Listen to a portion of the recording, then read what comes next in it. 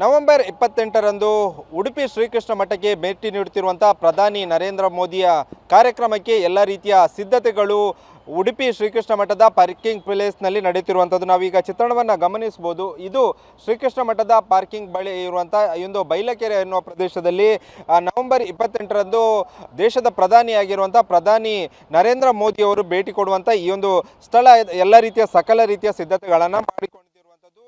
28ರಂದು ಬೆಳಿಗ್ಗೆ 11:35 ವೇಳೆಯಲ್ಲಿ ಉಡುಪಿಯ ಆದಿಯುಡುಪಿ ಹೆಲಿಪ್ಯಾಡ್ಗೆ ಬಂದು ಇಳಿಯಲಿದ್ದಾರೆ ಪ್ರಧಾನಿ ನರೇಂದ್ರ ಮೋದಿ ಅವರು. ಅದರ ಬಳಿಕ ನೇರವಾಗಿ ಶ್ರೀಕೃಷ್ಣ ಮಠಕ್ಕೆ ಬರಲಿದ್ದಾರೆ. ಅದರ ಬಳಿಕ ಲಕ್ಷ ಕಂಠ ಗೀತ ಪಾರಾಯಣದಲ್ಲಿ ಕಾರ್ಯಕ್ರಮದಲ್ಲಿ ಕೂಡ ಇದೇ ಒಂದು ಪೆಂಡಲ್ ಹಾಕಿರುವಂಥ ಇದೇ ಒಂದು ಸ್ಥಳದಲ್ಲಿ ಪ್ರಧಾನಿ ನರೇಂದ್ರ ಮೋದಿ ಅವರು ಭಾಗವಹಿಸಲಿದ್ದಾರೆ.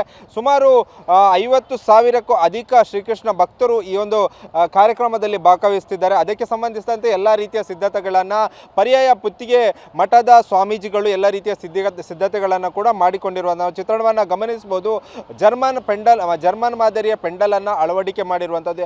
ಯಾಕಂದರೆ ಹವಾಮಾನ ವೈಪರೀತ್ಯದಿಂದಾಗಿ ಮಳೆಯಾಗುವ ಸಾಧ್ಯತೆ ಇರುವ ಹಿನ್ನೆಲೆಯಲ್ಲಿ ಕೂಡ ಯಾವುದೇ ಒಂದು ಸಮಸ್ಯೆ ಆಗಬಾರ್ದು ಎನ್ನುವ ನಿಟ್ಟಿನಲ್ಲಿ ಜರ್ಮನ್ ಮಾದರಿಯ ಪೆಂಡಲನ್ನು ಕೂಡ ಅಳವಡಿಕೆ ಮಾಡಿರುವಂಥದ್ದು. ಈಗಾಗಲೇ SPG ತಂಡ ಕೂಡ ಉಡುಪಿಗೆ ಬಂದು ಇಳಿದಿರುವಂಥದ್ದು. ನಾಳೆ ಒಂದು ಕಾರ್ಯಕ್ರಮದ ಸ್ಥಳಕ್ಕೆ ಮತ್ತು ಶ್ರೀಕೃಷ್ಣ ಮಠಕ್ಕೆ ಕೂಡ ಭೇಟಿ ನೀಡಲಿದ್ದಾರೆ ಎಂಬ ಮಾಹಿತಿ ಕೂಡ TV9ಗೆ ಲಭ್ಯವಾಗಿರುವಂಥದ್ದು. ಅದಕ್ಕೆ ಸಂಬಂಧಿಸಿದಂತೆ ಜಿಲ್ಲಾಡಳಿತ ಒಂದು ಕಡೆಯಲ್ಲಿ ಸಿದ್ಧತೆ ಮಾಡಿಕೊಳ್ತಾ ಇದ್ದರೆ, ಮತ್ತೊಂದು ಕಡೆಯಲ್ಲಿ ಶ್ರೀಕೃಷ್ಣ ಮಠ ಅಂದರೆ ಪುತ್ತಿಗೆ ಪರ್ಯಾಯ ಮಠ ಏನಿದೆ ಎಲ್ಲ ರೀತಿಯ ಸಿದ್ಧತೆಗಳನ್ನು ಶ್ರೀಕೃಷ್ಣ ಮಠದ ಸುತ್ತಮುತ್ತ ಒಂದು ಮಾಡಿಕೊಳ್ತಾ ಇರುವಂಥದ್ದು ನಾವು ಗಮನಿಸ್ಬೋದು.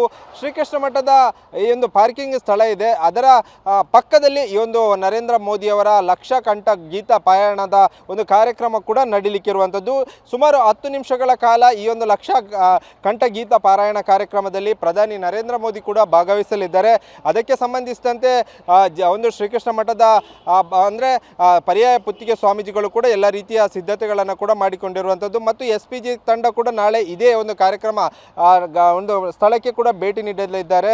ಈಗಾಗಲೇ ಹೆಲಿಪ್ಯಾಡ್ ಆಗಿರ್ಬೋದು, ರಸ್ತೆಯುದ್ದಕ್ಕೆ ಯಾವ ರೀತಿಯಾಗಿ ಬಂದೋಬಸ್ತನ್ನು ಮಾಡಬೇಕು ಎಲ್ಲ ರೀತಿಯ ಸಿದ್ಧತೆಗಳನ್ನು ಜಿಲ್ಲಾಡಳಿತ ಮತ್ತು ಪೊಲೀಸ್ ಇಲಾಖೆ ಕೂಡ ಮಾಡಿಕೊಂಡಿರುವಂಥದ್ದು. ಒಟ್ಟಿನಲ್ಲಿ ನವೆಂಬರ್ 28ರಂದು ಪ್ರಧಾನಿ ಆದ ಬಳಿಕ ಮೊದಲ ಬಾರಿಗೆ ಭೇಟಿ ಕೊಡ್ತಿರುವಂಥ ಶ್ರೀಕೃಷ್ಣ ಮಠ ಎಲ್ಲ ರೀತಿಯ ಸಿದ್ಧತೆಗಳನ್ನು ಮಾಡಿಕೊಂಡಿರುವಂಥದ್ದು.